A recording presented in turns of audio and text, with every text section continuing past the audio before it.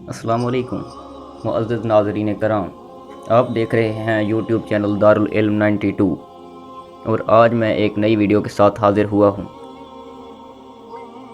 جس کا مفہوم ہے قبر کی پکار۔ تو ویڈیو کی جانب چلتے ہیں۔ اگر ابھی تک آپ ہمارے چینل پر نئے ہیں تو ہمارے چینل کو سبسکرائب کر لیجئے، اور اگر آپ کو ویڈیو پسند آئے تو ویڈیو کو لائک بھی کر دیجئے گا۔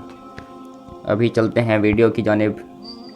حضرت سیدنا ابو الحجاج صومالی رضی اللہ تعالیٰ عنہ سے روایت ہے کہ سرکار مدینہ سلطان باقرینہ قرار قلب و سینہ فیض گنجینہ صلی اللہ تعالیٰ علیہ وسلم نے ارشاد فرمایا، جب میت کو قبر میں اتار دیا جاتا ہے تو قبر اس سے خطاب کرتی ہے، اے آدمی تیرا ناس ہو، تو نے کس لیے مجھے فراموش کر رکھا تھا؟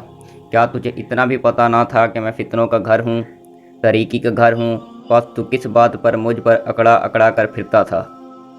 اگر وہ مردہ نیک بندے کا ہو تو ایک غیبی آواز قبر سے کہتی ہے، اے قبر، اگر یہ ان میں سے ہے جو نیکی کا حکم کرتے رہے اور برائی سے منع کرتے رہے تو پھر تیرا سلوک کیا ہوگا؟ قبر کہتی ہے، اگر یہ بات ہو تو میں اس کے لیے گلزار بن جاتی ہوں۔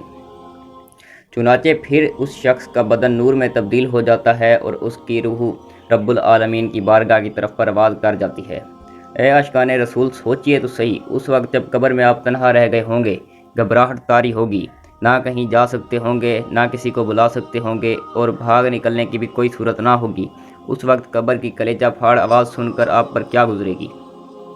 قبر روزانہ یہ کرتی ہے پکار، مجھ میں ہے کیڑے مکوڑے بے شمار، یاد رکھ میں ہوں اندھیری کوٹھڑی، مجھ میں سن وحشت تجھے ہوگی بڑی، میرے اندر تو اکیلا آئے گا، ہاں مگر اعمال لیتا آئے گا، تیرا فن تیرا ہنر عہدہ تیرا، کام آئے گا نہ سرمایہ تیرا، دولت دنیا کے پیچھے تو نہ جا، آخرت میں مال کا ہے کام کیا، دل سے دنیا کی محبت دور کر، دل نبی کے عشق سے معمور کر، لندن و پیرس کے سپنے چھوڑ دے، بس مدینے ہی سے رشتے جوڑ لے۔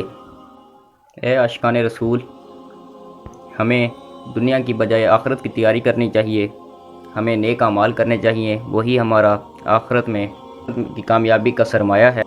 تو امید ہے ناظرین آج کی ویڈیو آپ کو پسند آئی ہوگی۔ اللہ تعالیٰ ہمیں سیدھے راستے پر چلنے کی توفیق عطا فرمائے۔ اگر آپ کو ہماری آج کی ویڈیو پسند آئی ہو تو ویڈیو کو لائک کر دیں اور ہمارے چینل کو سبسکرائب کریں۔